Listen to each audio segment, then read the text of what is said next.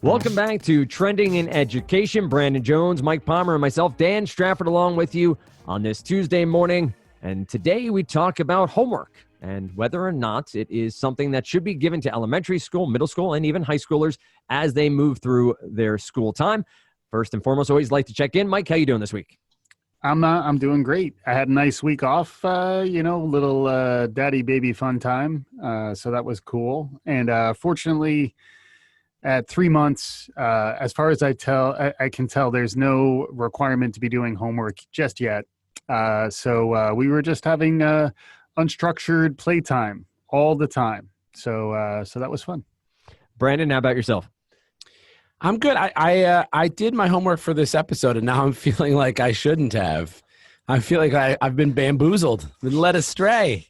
Hoodwinked and bamboozled. But I'm doing fine. My instrument is back to near 100% working capacity. So dulcet as ever. Thank you. Thanks, Mike. Yeah. So I'm doing well. And what we'll talk about today is a recent article on Salon.com discussing whether or not homework should be banned for elementary school students. As of right now, the NEA, the National Education Association, and the PTA, the National PTA, both subscribe and believe that 10 minutes per year is what a student should be getting. So in short, Mike, it's saying for a first grader, 10 minutes, second grader, you multiply from there. So second grader would have 20 minutes of homework, 30 minutes, and so on. But this article dives into maybe there's no actual correlation between homework and learning something, homework and getting better at a specific subject. It's a big one. It's a big one for us to dive into. Where do you want to kick this off? The main thing that I got out of the article, which I thought was a really nice read from Heather Shoemaker. So good job by Heather, I think, to summarize a bunch of different sources. There's some other research that she cites within the article. It talks a lot about how the early years of your education are formative on a number of levels. One level in particular is how you feel about learning and how you feel about studying, and how you feel about your parents and their role. We've talked a lot about how education isn't just the role of the child and the teacher, it's also the role of the parents. I thought there were some really interesting takes from that perspective, where like if you give a kid too young too much homework, that it can actually turn learning into a chore. And I think that's something that we've talked a lot about on a number of shows, is like, learning should be fun. Learning should be something that folks are intrinsically motivated to do and not, pestered and nagged to do. And that was definitely, thematically something I thought was really interesting in here. So yeah, that was probably my primary read. I liked the turn of phrase, chief nag.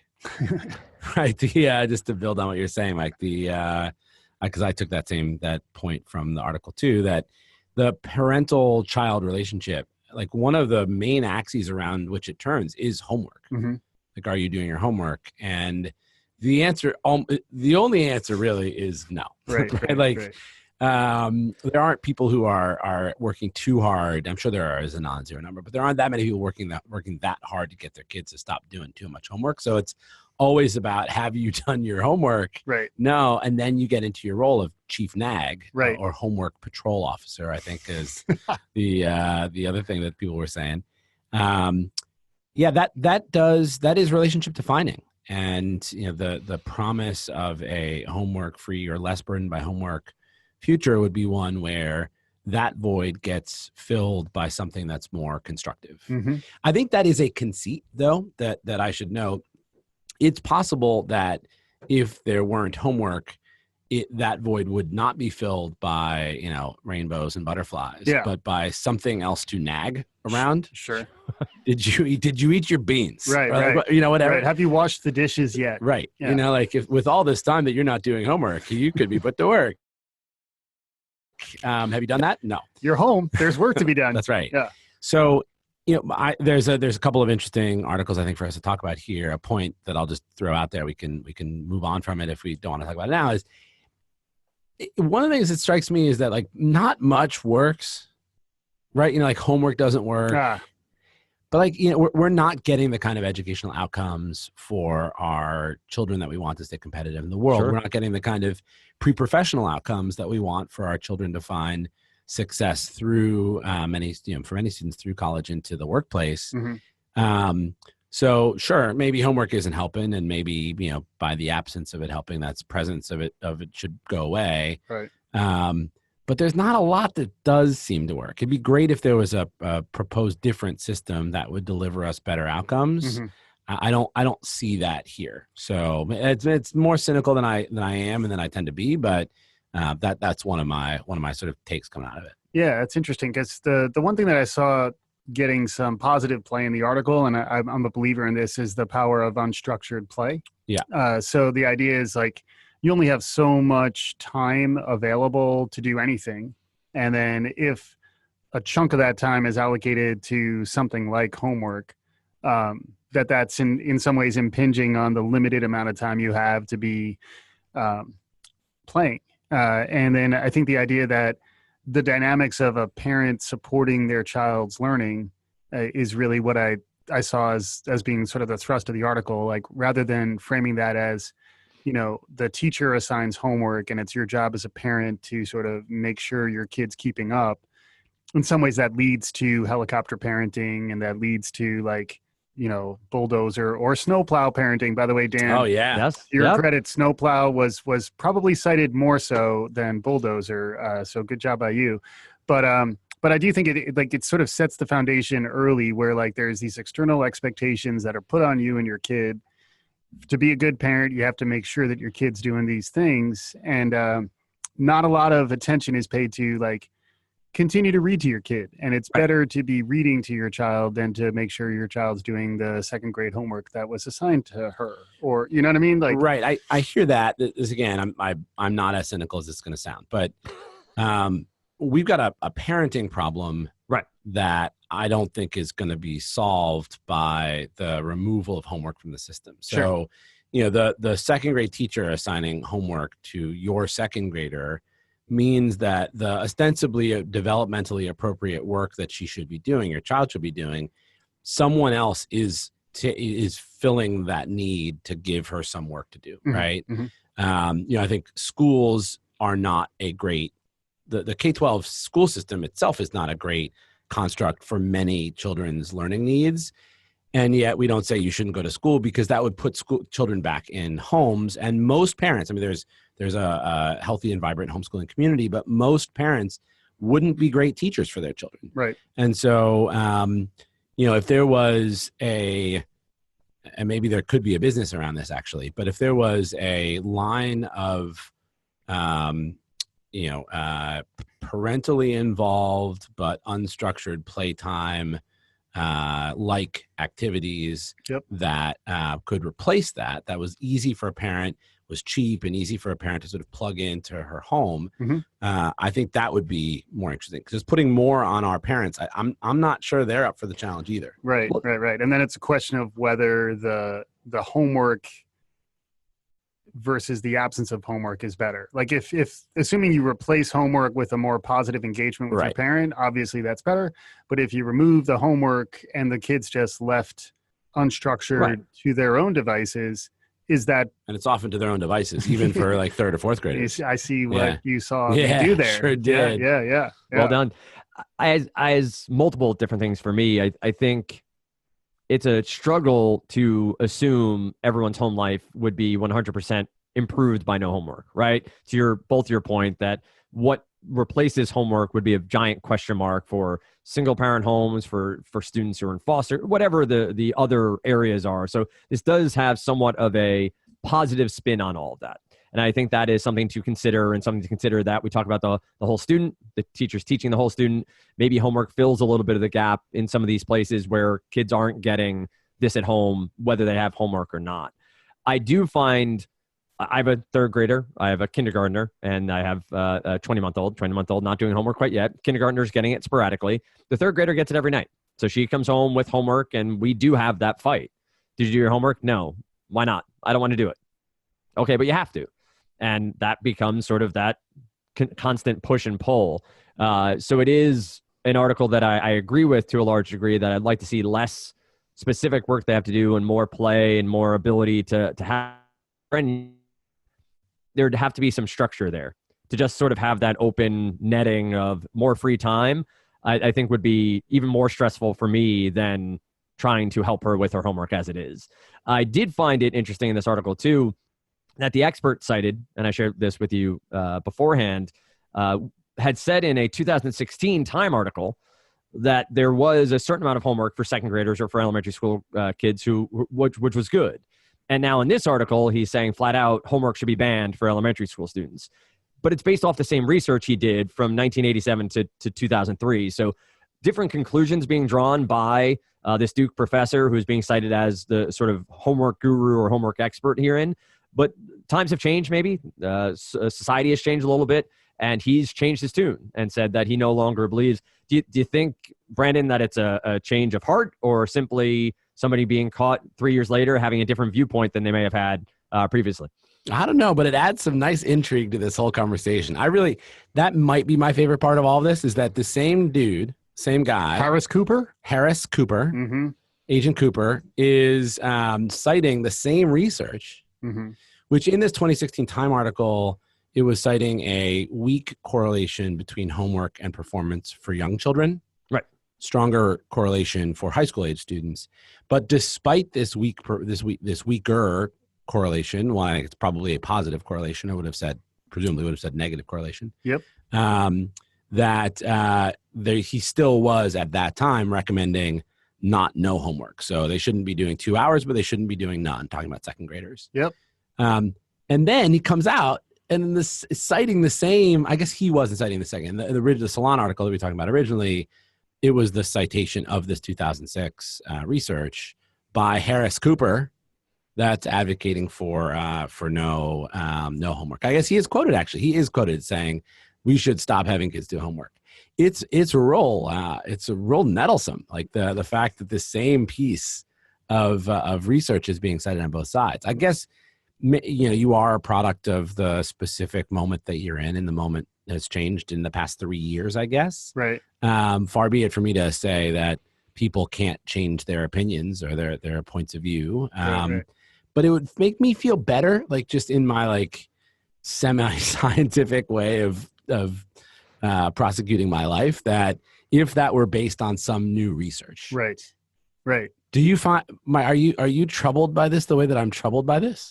No. Okay. But I empathize with your trouble. And I think, like it's like what we've talked about many times on the show. It's probably more complicated than one way or the other. So like they're probably, and it's also, depends on the individual, I would think. So like the idea of having optional homework for kids who want right.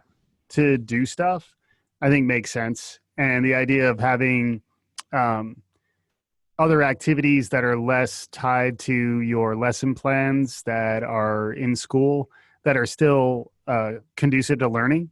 So whether that's reading with your child or asking your child, what did they learn about today? Just to have a conversation about what they learned. What did you enjoy at school today?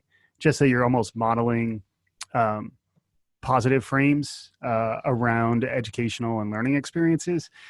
I think that's what I'm gleaning out of this, regardless of the take, so probably don't give more homework than is currently being given, Right. I think we can so let's find one thing that seems relatively true. Yeah. Although you never know, maybe there's a new form of homework that hasn't been invented, right? Because that's the other thing that they don't talk about in here is like, what if it's just that the homework that these kids are being given is just bad? Right. Like, they talk about that a little bit in the 2016 Time article, is that like there may be more attention to be paid to the quality and diversity of that homework that's assigned. So It's not, it's not the 10-minute rule. The 10-minute rule, which I didn't know as a rule of thumb, is like 10 minutes per grade, per subject. Mm-hmm.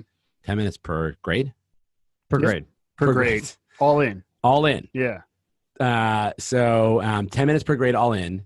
So how does kindergarten work? Kindergarten is you get free pass. 0th grade. Yeah, so just hang out. Yeah, just chill. Yeah, you're kindergartner.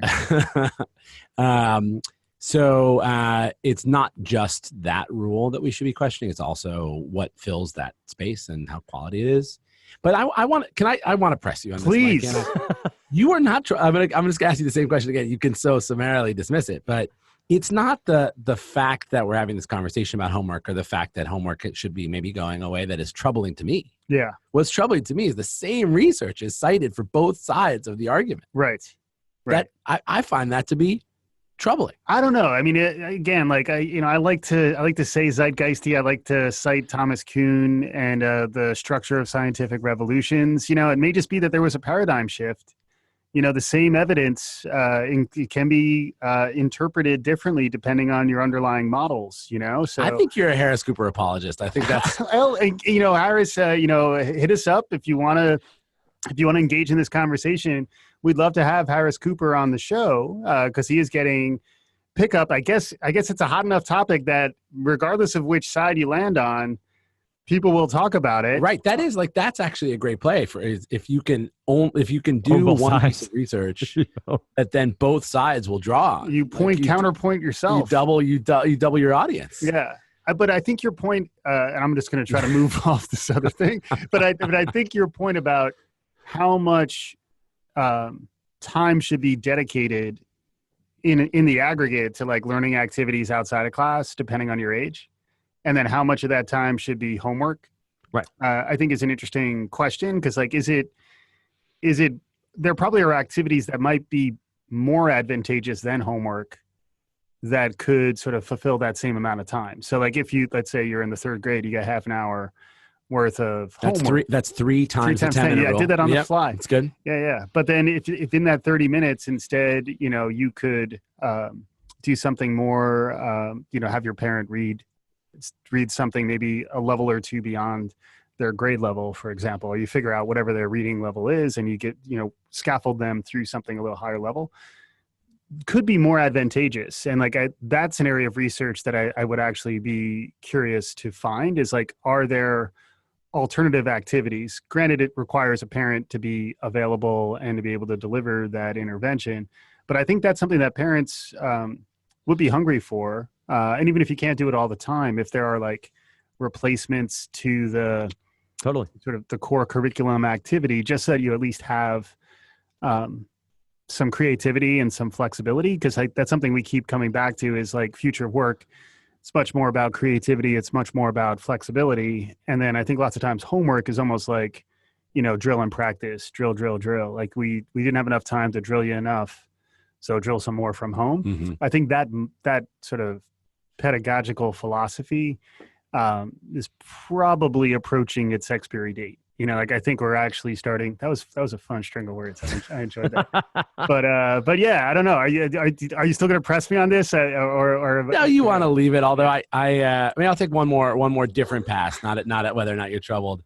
I think there is an interesting point just about his research. Whichever side he comes down on, the same piece of research is the correlation causation consideration. Right. Mm-hmm. Right, because the at least in what I read, and I haven't read the original piece of research, but it talks about a correlation, and it doesn't go so far to say that this is causal. So it could be that high achievers do more homework, and not that doing more homework makes for a high achiever, even if achievement and homework are positively correlated. Mm-hmm. So, I think that's interesting too. If you think about if your child is a high achiever, might she actually benefit from some structured, even sort of a legacy style drill kind of work because of some knock-on benefit that she gets from that? Yep. Versus if your child is an underachiever, might she need something different to get her achievement level up? Because I think that,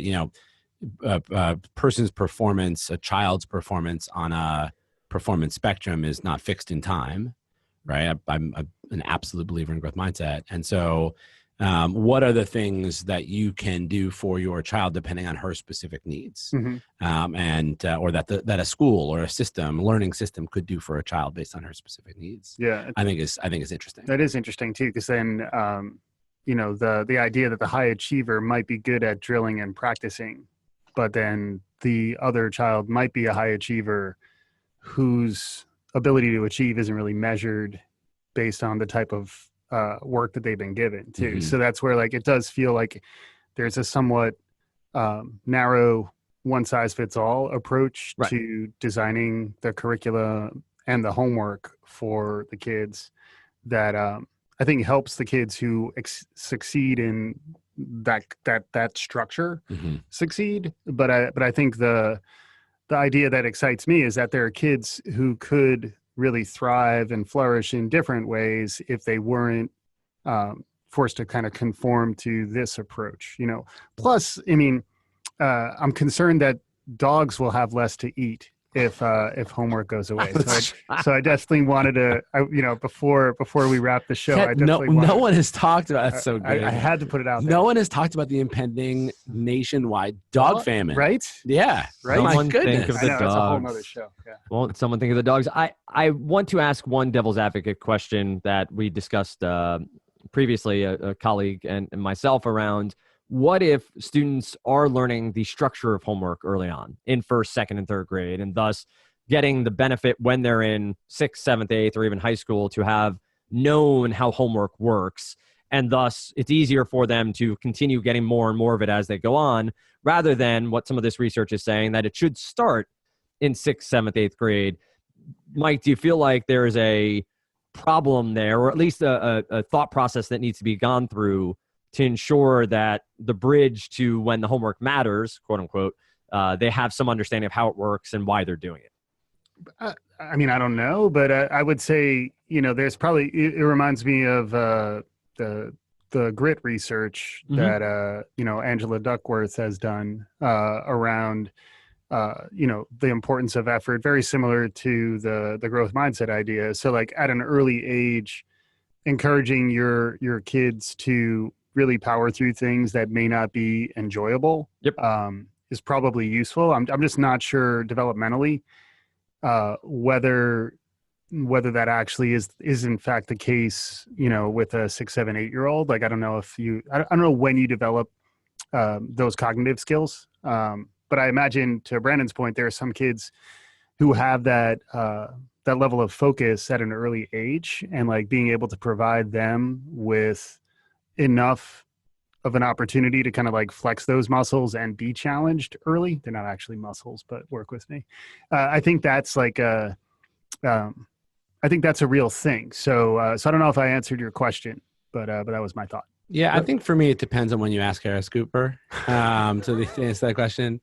I think that's really interesting. And I think that's, it's not something I had thought of, is, homework assigned. I'm just going to restate what you said, Dan, but homework assigned in first grade, the effects of that actually could be measured in sixth grade, right? And sort of the system of homework having benefits paying off, even though those benefits are not measurable for elementary school children, that could pay off later. I think that's longitudinally, so to speak. I think that is interesting, and I think just in general, I would feel better about all of this if I felt like there were more practical and purposeful alternatives. And right. And Mike, you talked about some of them, so it's not like I can't imagine what they are, but right. Imagine if a parent, ideally, or in the absence of a parent who can, some other social system that would assess what use of a child's time is going to be best for her, and then fill that time with that thing. I think that would be great. And I think it's probably, not only can we all agree that we shouldn't assign more homework, because that was the point of the pod where we all agreed. That was the zenith of our level of agreement. That was fun. Not only can we agree on that, I think we could probably agree that not all children's needs are the same. Yes. Right. And so like when an entire third grade class gives the same assignment to everyone, presumably there's a range of how well that particular assignment is meeting any one child's needs, right? Yes. Or all the children's needs. So, maybe we can inspire folks to think about providing system solutions for this that allows, imagine if you're doing math, you did something in math in third grade, and your homework either can be a problem set, or can be some creative expression, right? Or something that isn't just that drill and kill, but you're getting to select or be selected for you It's among like, a set there's of like options. manipulatives. Maybe, right. Like Yeah. I we talked about kinesthetic learners, Yeah. like, even though that's not a thing. We keep saying it. It's amazing. fun to talk about. That there maybe there could be more diversity in the types of homework that's assigned. I think that could be an interesting outcome. Mm-hmm. A great topic that I'm sure we'll come back to again in the not too distant future, homework and how it works in the classroom, how it works at home as well. Great stuff from Brandon and Mike as always. Find us over on Twitter at Trending in Ed, the same on Facebook, and it's trendingineducation.com. As always, we want to hear from you, so let us know what you liked, share it with a friend, let us know what topics you want to hear about in the future. Thanks so much for listening to Trending in Education.